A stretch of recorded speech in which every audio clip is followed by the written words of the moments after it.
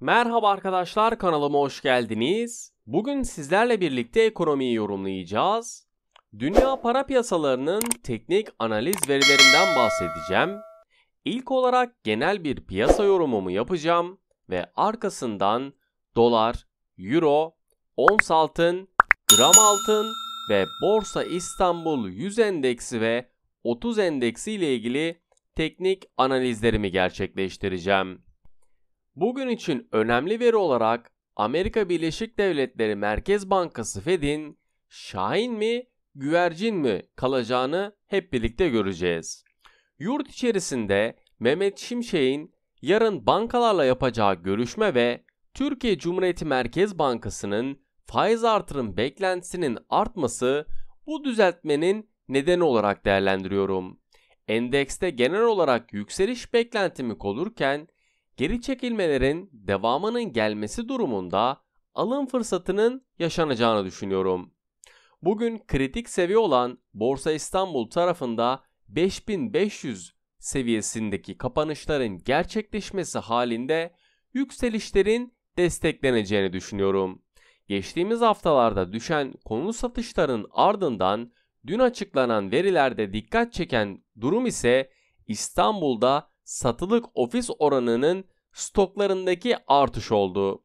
Türkiye genelinde %106'ya varan satılık ofis stokları İstanbul'da %112 artmış durumda. Dün açıklanan hazine rakamlarında ise Hazine ve Maliye Bakanlığı'nın ihalelerde toplamda 10 milyar 807 milyon Türk lirası borçlandığını paylaşıldı. Avrupa borsalarında dün güne alıcılı başlarken enflasyon verisi açıklandı ve Almanya tüketici fiyat endeksleri beklentilere paralel bir şekilde Avrupa bölgesinden İspanya tüketici fiyat endeksi aylık bazda negatif bölgede %0,1'lik beklentilere karşılık hiçbir hareket göstermeyerek %0 yani bir önceki veriyle aynı seviyede gerçekleşti. Yıllık bazda ise %3,2'lik beklentiye paralel bir veri açıklandı. Almanya'da ZEV Ekonomik Endeksi hissiyatında ise negatif bölgede 11,9 beklentilere karşılık yine negatif tarafta 10'luk gelen rakamla birlikte Avrupa bölgesinde de devam eden faiz artışları ile birlikte ekonomideki refah seviyesinin iyileştiğini görüyoruz. Perşembe günü yapılacak olan Avrupa Merkez Bankası toplantısı öncesi son veriler de önemliydi. Bugün ise açıklanacak olan sanayi üretimi ise Avrupa için yakından takip ettiğim veriler arasında. Avrupa Merkez Bankası ve Amerika Birleşik Devletleri bölgesi faiz oranları arasındaki farkın en azından Avrupa bölgesi ekonomisini keskin bir şekilde tersine döndürene kadar daralacağını öngörürken buna karşılık Euro bölgesinde 3 haftanın en yüksek seviyesine ulaştığını gördük. Amerika Birleşik Devletleri tarafında ise beklentilere kıyasla olumlu gelen aylık ve yıllık tüketici enflasyon verisiyle beklentilere paralel açıklanan çekirdek tüketici enflasyon verisinin ardından ons altında düşüş görüldü. Amerika Birleşik Devletleri verileri içerisinde dikkat çeken ise toplam fiyat artışlarında en fazla katkıyı geçen yıla göre %8'lik artışla konut fiyatları gerçekleştirmiş olmasıydı. Fed'in faiz oranlarını Mart 2022 yılından bu yana 10 kez yükselttiğini ve 2007 yılından bu yana en yüksek seviye olan %5,25 seviyesini çıkardığını gördük. Enflasyondaki düşüşe rağmen iş gücü piyasasındaki faiz oranlarındaki artışlar karşısında bile direnç gösterdiğinden genel tablo Fed için hala karmaşık görülüyor. Jerome Powell'ın Mayıs ayı Fed toplantısı ardından yaptığı açıklamada buraya kadar geldikten sonra verilere ve gelişen görünüme bakmayı ve dikkatli değerlendirmeler yapmayı göze alabiliriz demişti. Bu açıklama bizlere Fed'in faiz artırımına bir ara verdiği şeklinde yorumlanmasına neden oldu. Açıklamasına eklediği Şimdiye kadar sıkılaştırmamızın gecikmeli etkileri konusunda bir belirsizlikle karşı karşıyayız ifadelerini kullanırken, sabit bırakılan faizin her an yerini yeniden artışa bırakabileceği olarak da bizlere yorumlanmıştı.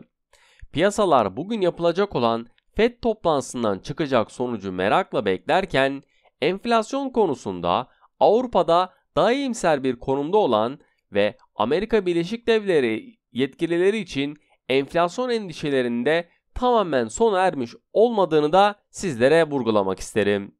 FED kararında Haziran ayı için piyasalarının pas geçilmesi beklenirken, piyasa nabzını ölçmek isteyen FED yetkililerinin beklenilen sonuca ulaşamaması halinde ise Temmuz ayında yeniden artışların söz konusu olabileceği konuşuluyor. Amerika Birleşik Devletleri tarafında faiz için durağan döneme geçiş, kur riskinin gündemden düşmediği bu günlerde yurt içi piyasalarında da dolar Türk lirası açısından iyimser bir hava oluşturacağını düşünüyorum. Şimdi dünya para piyasalarının teknik analiz verilerinden bahsedeceğim. İlk olarak dolar Türk lirasında kurda 23,65 Türk lirasının açılış rakamının üzerinde seyreden ve yurt içerisinde 22 Haziran'da yapılacak olan para piyasası kurulu toplantısı da bekleniliyor. Amerika Birleşik Devletleri tarafında ise Fed'in yarın yapacağı Federal Açık Piyasa Komitesi toplantısı öncesinde enflasyon rakamları açıklanırken, verilere göre Amerika Birleşik Devletleri'nde tüfe beklentilerin altında gerçekleşti ve Mayıs ayında yıllık %4 olurken aylık bazda ise %0,1 olarak 2021 yılının Mart ayından bu yana en düşük seviyelerini gördü. Yarın açıklanacak olan Fed faiz politikasının Haziran'da sabit bırakması beklenirken, kurda 23,70 üzeri yükseliş hareketlerinde 23,80 ve 24 Türk lirası seviyelerini yakından takip ettiğim önemli direnç noktaları. Geri çekilmelerde ise 23,60 Türk lirasının karşımıza çıkan ilk destek noktası olarak görürken, bu seviyenin altına sarkması durumunda 23,50 ve 23,30 Türk lirası seviyelerinde yakından takip ediyorum. Euro Türk lirası tarafında ise parite dolardaki zayıf görünümle birlikte gün içerisinde yukarı yönlü ataklarda bulunurken, kurun sınırlı yükselişlerinde yaşandığını gördük. Bununla birlikte çaprazda ise dün gün içerisinde en yüksek 25,64 Türk lirası seviyesinin test edilmesiyle birlikte yükseliş trendinin devam ettiğini, Almanya'daki enflasyonun aylık bazda %0,1 gerilediğini, yıllık ise Mayıs ayında son 14 ayın en düşük seviyesi olan %6,1 seviyesine gerilediğini gördük. Yurt içerisinde toplam ciro endeksi Nisan ayında geçen yılın aynı ayına göre %56,2 artış gösterirken, Euro Türk lirasına teknik olarak baktığımızda 25,50 Türk lirası seviyesinin altındaki fiyatlamalarda destek bölgesi olarak karşımıza çıkan 25,40 Türk lirası ve 25,20 Türk lirası seviyelerinde yakından takip ediyorum. Yükselişlerin devam etmesi durumunda 25,60 Türk lirasının ilk direnç seviyesi olarak karşımıza çıkarken, bu seviyelerin üzerine atması durumunda ise 25,70 ve 25,80 Türk lirası seviyelerinde yakından takip ediyorum.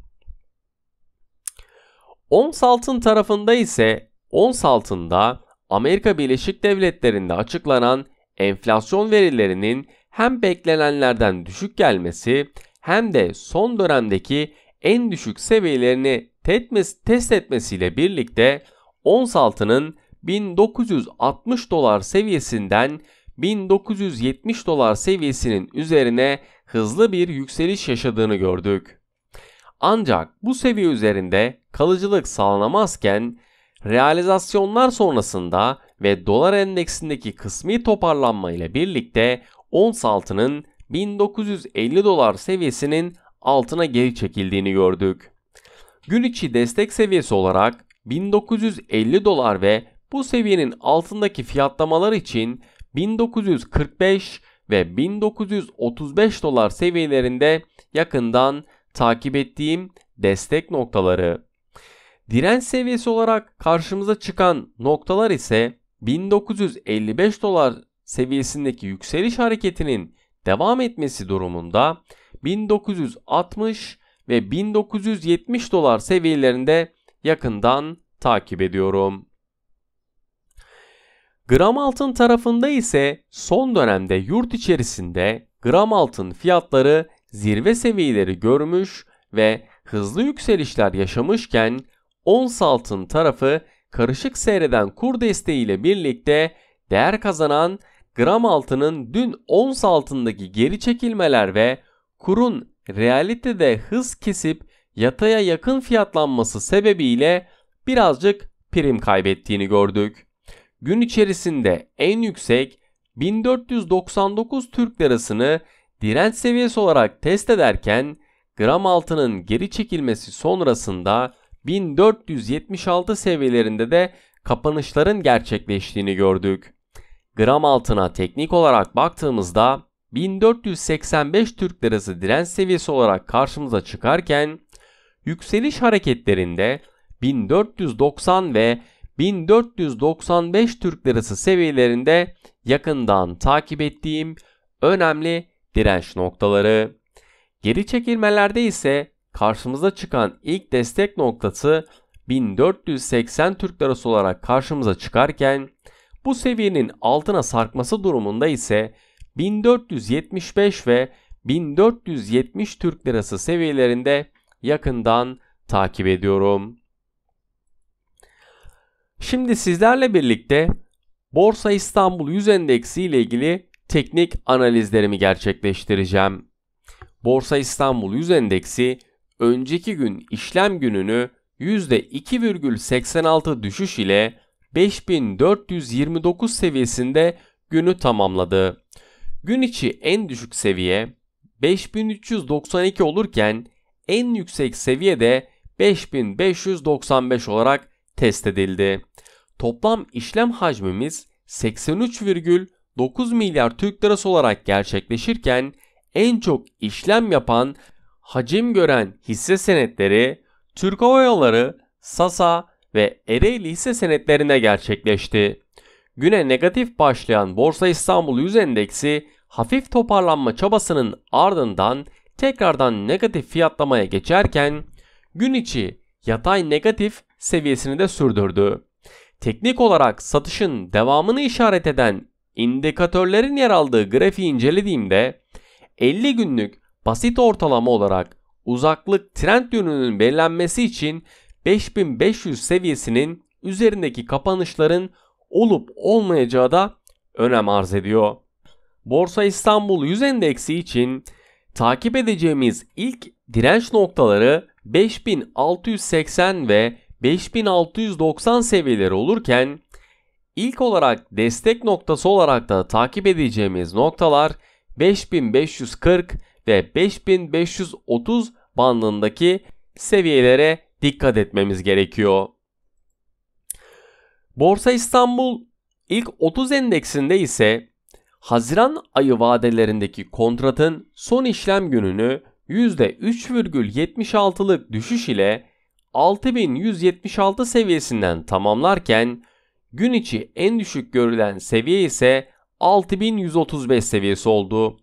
En yüksek seviye ise 6423 olarak gerçekleşirken güne satıcılı başlayan Borsa İstanbul 30 endeksi Haziran vadeli kontratları öğle saati itibariyle yatay bir seyir alıyor.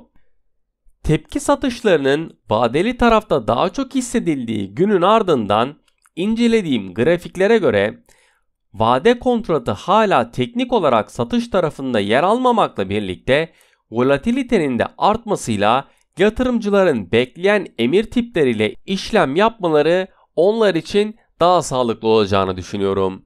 Bugün için takip edeceğimiz ilk direnç noktası 6350 ve 6360 olurken destek bölgesi olarak da takip ettiğim seviyeler 6670 ve 6660 seviyeler olarak karşımıza çıkıyor. Arkadaşlar, beni dinlediğiniz için teşekkür ederim.